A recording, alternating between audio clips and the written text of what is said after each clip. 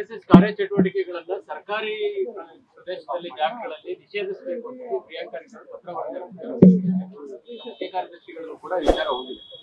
ನಿಮ್ಮ ಅಭಿಪ್ರಾಯ ಸರ್? ಅಲ್ಲ, ಎಲ್ಲ ನಿಮಗೆ ಗೊತ್ತಿದೆಯಲ್ಲ. ಈಗ ನೀವು ಹೇಳ್ದಂಗೆ ಪತ್ರ ಬರೆದಿದ್ದಾರೆ.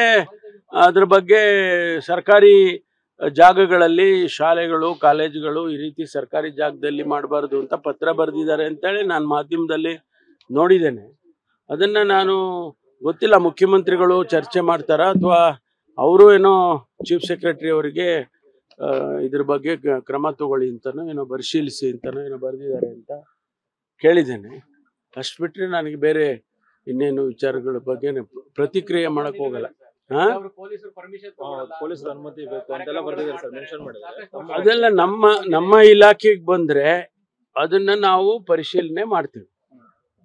ಅದರ ಸಾಧಕ ಬಾಧಕಗಳನ್ನ ಪರಿಶೀಲನೆ ಮಾಡ್ತೀವಿ. ದೂರ ಬಂದ್ರೆ ಮಾತ್ರ ಪರಿಶೀಲನೆ ಆಗುತ್ತೆ ಸರ್ ಅಥವಾ ಅಲ್ಲ, ದೂರ ಬಂದ್ರೆ ಅಂದ್ರೆ ನಾವು ಸುಮೋಟೋ ಮಾಡೋದಕ್ಕೆ ಈಗ ಅವಕಾಶ ಇಲ್ಲ.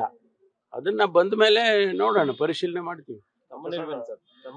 ನನ್ನ ವೈಯಕ್ತಿಕ ನಿಲುವು ಯಾಕೆ ಹೇಳ್ಬೇಕು? ಯಾಕಂದ್ರೆ ಬಿಜೆಪಿ ಅದೇ ನಿಮ್ಗೆ ಹೇಳ್ತೀನಿ, ನಾನು ಕೇಳಲ್ಲಪ್ಪ ನೀವು. ಅಲ್ಲ ನೋಡಿ, ಇದು ನನ್ನ ಅಭಿಪ್ರಾಯದ ಪ್ರಶ್ನೆ ಅಲ್ಲ, ಇದು ಸರ್ಕಾರದ ತೀರ್ಮಾನ ಆಗ್ಬೇಕು ಅಲ್ವಾ? ಅದರಿಂದ ನನ್ನ ವೈಯಕ್ತಿಕವಾದಂತ ಅಭಿಪ್ರಾಯ ತಗೊಂಡು ನೀವೇನ್ ಮಾಡ್ತೀರಾ? ಬಿಜೆಪಿ ಕೇಳ್ತೀರಾ ಸರ್, ನೀವು ಎಬಿಪಿ ಕಾರ್ಯಕ್ರಮದಲ್ಲಿ ಭಾಗಿಯಾಗಿದ್ದೀರಿ. ನಾನು ಭಾಗಿಯಾಗಿಲ್ಲ. ಯಾರು ಹೇಳಿದ್ದು? ಬಿಜೆಪಿ ಅಲ್ಲಪ್ಪ, ಯಾರು ಹೇಳಿದ್ ನಾನು ಎಬಿಪಿ ಕಾರ್ಯಕ್ರಮದಲ್ಲಿ ಭಾಗಿಯಾಗಿದ್ದೆ ಅಂತ? ಅವ್ರ ದಾರಿನಲ್ಲಿ ಮೆರವಣಿಗೆ ದಾರಿನಲ್ಲಿ ಹೋಗುವ ಕೈ ಮುಗಿದು ಬಿಟ್ರೆ ತಪ್ಪ? ಒಬ್ಬ ಸ್ವತಂತ್ರ ಹೋರಾಟಗಾರರು ಹಬ್ಬಕ್ಕನಿಗೆ ನಮಸ್ಕಾರ ಹಾಕಿದ್ದೆ ತಪ್ಪ? ಅದನ್ನು ತಪ್ಪು ಅಂತಂದ್ರೆ ಮತ್ತೆ ಇನ್ಯಾರು ನೀವು ಏನ್ ಹೇಳ್ಬೇಕೋ ಗೊತ್ತಿಲ್ಲಪ್ಪ. ಅದೇನಾರ ಹೇಳ್ಕೊಳ್ಳಿ ಬಿಡಿ, ಅವ್ರೇನಾರ ಹೇಳ್ಕೊಳ್ಳಿ, ಅದು ಬೇರೆ ಪ್ರಶ್ನೆ. ನಾನು ಕ್ಲಾರಿಫಿಕೇಶನ್ ಅವತ್ತು ಕೊಟ್ಟಿದ್ದೀನಿ, ಇವತ್ತು ಕೊಡ್ತೀನಿ. ಸರ್, ಆಮೇಲೆ ಸದನದಲ್ಲೂ ಕೂಡ ಹಿಂದೆ ಪೊಲೀಸ್ ಅನುಮತಿಗಳು ಸಿಗ್ತಾ ಇಲ್ಲ ಅಂತ ನಿಮ್ಮ ಪಕ್ಷದ ನಾಯಕರೇ ಸದನದಲ್ಲಿ ಪ್ರಶ್ನೆ ಎತ್ತಿದ್ರು. ಏನಕ್ಕೆ? ಅಲ್ಲ, ಈ ತರ ಪೊಲೀಸ್ ಅನುಮತಿ ಇಲ್ಲದೆ RSS ನ ಕ್ಯಾಂಪ್ಗಳನ್ನ ಮಾಡ್ತಾ ಇದಾರೆ ಅಂತ ತಾವು ಕೂಡ ಹಿಂದೆ ಉತ್ತರ ಕೊಟ್ಟಿದ್ರಿ. ಈಗ ಮತ್ತೆ ನಮಗೆ ಪರ್ಮಿಷನ್ ಕೇಳಿದಾಗ ಪರ್ಮಿಷನ್ ಕಾನೂನು ವ್ಯವಸ್ಥೆಯನ್ನ ನೋಡಿಕೊಂಡು ಸ್ಥಳೀಯ ಪೊಲೀಸರು ಪರ್ಮಿಷನ್ ಕೊಡ್ತಾರೆ. ಒಂದು ವೇಳೆ ಸರ್ಕಾರ ಪರ್ಮಿಷನ್ ಕೊಡಬಾರ್ದು ಅಂತ ಹೇಳಿ ಬ್ಯಾನ್ ಮಾಡಿದ್ರೆ ಆ ಪ್ರಕಾರ ಹೋಗ್ತಾರೆ. ಅಲ್ಲ, ಪರ್ಮಿಷನ್ ತಗೊಂಡೇ ನಡಿಬೇಕು ಅಂತ ಏನು ಕಾನೂನು ಮಾಡಿಲ್ವಲ್ಲ, ನಾವು ಇನ್ನು ಮಾಡಿದೀವ?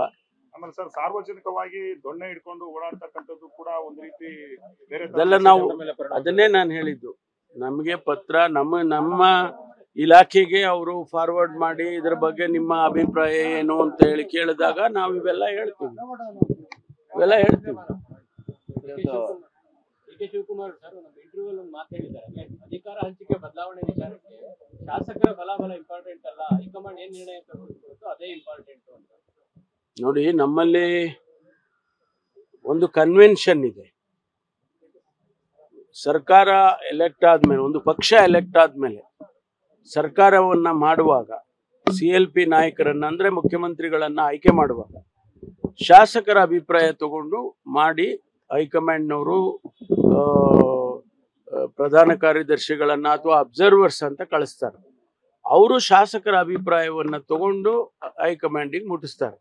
ಇಂಥವ್ರ ಪರವಾಗಿ ಇಷ್ಟು ಜನ ಹೇಳಿದ್ದಾರೆ, ಇಂಥವ್ರ ಪರವಾಗಿ ಇಷ್ಟು ಜನ ಹೇಳಿದ್ದಾರೆ ಅಂತೇಳಿ ಯಾರಿಗೆ ಮೆಜಾರಿಟಿ ಬಂದಿರುತ್ತೆ ಅವರ ಹೆಸರನ್ನ ಪ್ರಕಟಣೆ ಮಾಡಿ ಮುಖ್ಯಮಂತ್ರಿಗಳನ್ನು ಮಾಡ್ತಾರೆ.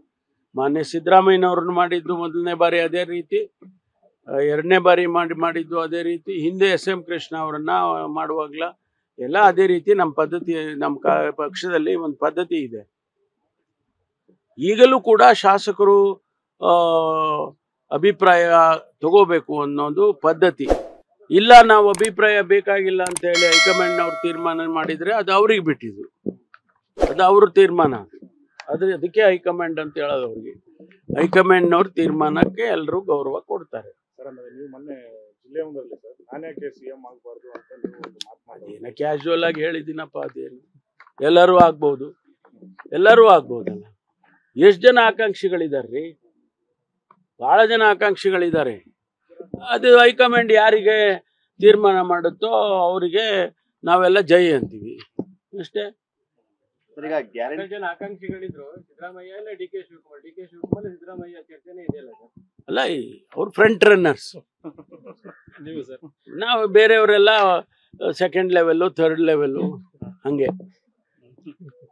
ಸರ್ ಇವತ್ತು ಸಂಜೆ ಸಿಎಂ ಡಿನ್ನರ್ ಮೀಟಿಂಗ್ ಬಹಳಷ್ಟು ಸಚಿವರಲ್ಲೂ ಕೂಡ ಕುತೂಹಲ ಇದೆ ಸರ್. ಚರ್ಚೆ ಇದೆ. ಆ ಕೆಲವರು ಸೆಂಡ್ ಆಫ್ ಮೀಟಿಂಗ್ ಆಗ್ಬೋದು ಇವಾಗ.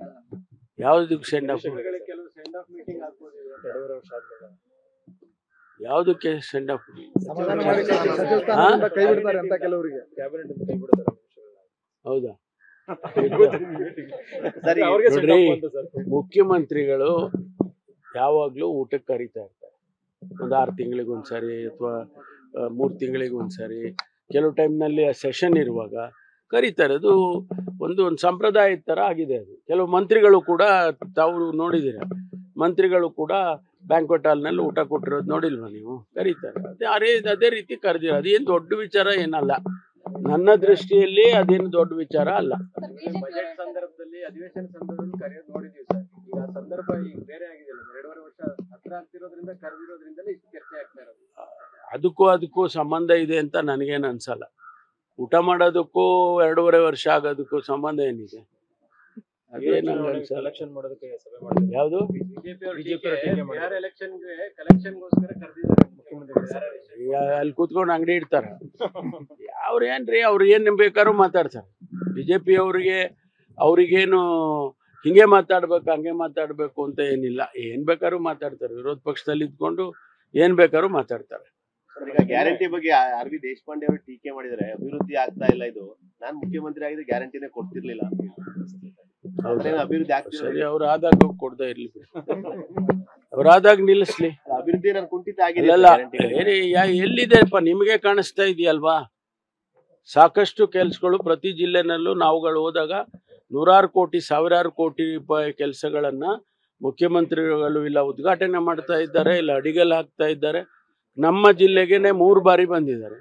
3 ಬಾರಿನೂ ಕೂಡ 1000 ಕೋಟಿ ರೂಪಾಯಿ ಅಭಿವೃದ್ಧಿಗೆ ಅಡಿಗಲ್ ಹಾಕಿದ್ದಾರೆ, ಉದ್ಘಾಟನೆ ಮಾಡಿದ್ದಾರೆ. ಈಗ ಮತ್ತೆ ನವೆಂಬರ್ 7ನೇ ತಾರೀಕು ನನಗೆ ಸಮಯ ಕೊಟ್ಟಿದ್ದಾರೆ. ತುಮಕೂರು ವಿಶ್ವವಿದ್ಯಾನಿಲಯ ಉದ್ಘಾಟನೆ ಮಾಡಬೇಕು ಅಂತ ನಮ್ಮ ವಿಸಿ ಅವರೆಲ್ಲ ಇದ್ರು, ಅವರು ಕೊಟ್ಟಿದ್ದಾರೆ, ಗವರ್ನರು ಅವರು. ಅದರ ಜೊತೆಯಲ್ಲಿ ತುಮಕೂರಿನ ಸರ್ಕಾರಿ ಆಸ್ಪತ್ರೆಗೆ, ಡಿಸ್ಟ್ರಿಕ್ಟ್ ಆಸ್ಪತ್ರೆಗೆ ಅದನ್ನು ಹೊಡೆದು ಕಟ್ಟಬೇಕು ಅಂತೇಳಿ 130 ಕೋಟಿ ರೂಪಾಯಿ ಮಂಜೂರಾತಿ ಆಗಿದೆ. ಆ ಕೆಲಸ ಅಡಿಗಲ್ ಹಾಕ್ತಾರೆ. ನರ್ಸಿಂಗ್ ಕಾಲೇಜ್, ಸರ್ಕಾರಿ ನರ್ಸಿಂಗ್ ಕಾಲೇಜು, ಆಮೇಲಿಂದ CCB ಅದೆಲ್ಲವೂ ಸೇರಿ ಒಂದು, ಆಮೇಲೆ TTP ಅಂತ ಅಂದರೆ ಟೆರ್ಷಿಯರಿ ಟ್ರೀಟ್ಮೆಂಟ್ ಪ್ಲಾಂಟು, ಅದು ಕೂಡ 130 ಕೋಟಿನಲ್ಲಿ ರೆಡಿ ಇದೆ, ಅದು ಉದ್ಘಾಟನೆ ಮಾಡ್ತಾರೆ. ಇವೆಲ್ಲ ಅಭಿವೃದ್ಧಿ ಅಲ್ವಾ? ಅಭಿವೃದ್ಧಿ ಕುಂಠಿತ ಆಗಿದೆ ಅಂದರೆ ಹೆಂಗೆ ಕುಂಠಿತ ಆಗುತ್ತೆ? ಇವ್ರು ಹೇಳಿದ್ರೆ ಮಾತ್ರ ಕುಂಠಿತ ಆಗೋದಿಲ್ಲ ಅಂತ. ಅವರ ಅಭಿಪ್ರಾಯವನ್ನ ಅವ್ರು ಹೇಳಿದ್ದಾರೆ. ಅದು ಸರ್ಕಾರದ ಅಭಿಪ್ರಾಯ ಆಗೋದಿಲ್ವಲ್ಲ. ಸರ್ಕಾರ ಇವೆಲ್ಲ ಯೋಚನೆ ಮಾಡಿನೇ ತೀರ್ಮಾನ ಮಾಡಿ ಗ್ಯಾರಂಟಿಗಳನ್ನು ಕೊಟ್ಟಿರೋದು. ಅದಕ್ಕೆ ನಾವು ಇದನ್ನ ಅಭಿವೃದ್ಧಿಯನ್ನ ಹೋಲಿಸೋದಕ್ಕೆ ಹೋಗಕ್ಕಾಗಲ್ಲ. ಸರ್, ನಿನ್ನೆ ಸರ್ ಗುಜರಾತ್ ಅವರು DK ಶಿವಕುಮಾರ್ ಅವರ ಕಾರ್ಯಕ್ರಮಕ್ಕೆ ಹೋಗಿ ತುಂಬಾ ಒಂದು ಡ್ರಾಮಾ ಮಾಡಿದ್ದಾರೆ. ನಮ್ಮನ್ನು ಕರೆದಿಲ್ಲ ಅಂತ